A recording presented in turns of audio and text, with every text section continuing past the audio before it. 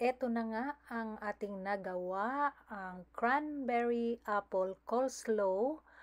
So sana magustuhan ninyo ito, napakasarap at napaka-healthy po. Kung gusto niyo malaman kung paano natin ginawa, panoorin niyo po ang ating video hanggang sa dulo. And bago ang lahat, huwag po kalimutan, kakaysato po sa kaysiyahan. Don't forget to subscribe my channel, click the notification bell para updated kayo sa aking mga videos. And umpisahan na po natin, tara!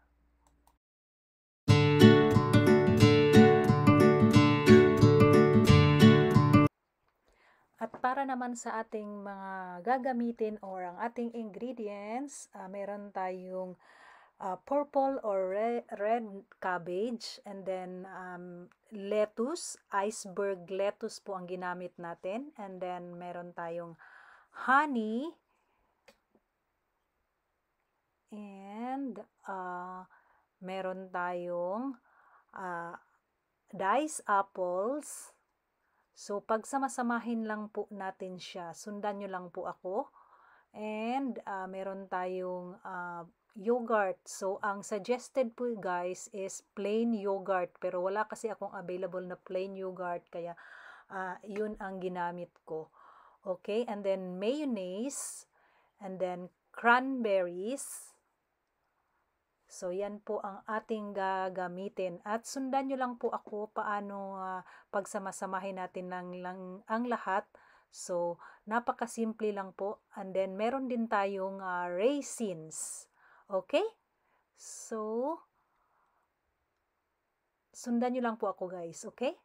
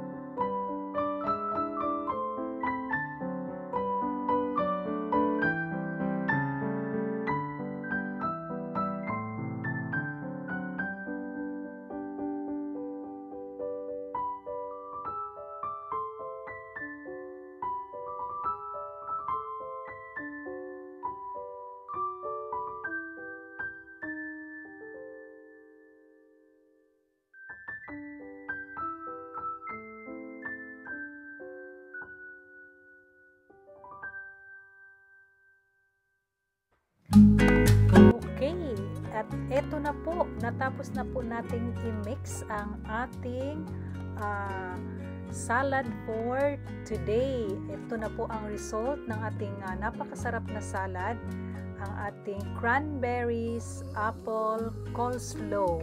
And kung mapapansin nyo guys, ang ating mga ingredients na yung lettuce at saka yung cabbage, wala pong sukat. Depende na po sa inyo kung gaano karami ang gagamitin ninyo. Hindi naman po siya kailangan talaga ng exact measurement. So, depende na po sa inyo. Okay? So, napakasarap po ng ating ginawa ngayon na napaka-healthy cranberries, apple, coleslaw. Sana magustuhan nyo. And this is Kakay Sato sa Kaisiyahan. Don't forget to subscribe my channel. Click the notification bell para updated kayo sa ating mga videos. Thank you so much everyone and bye-bye!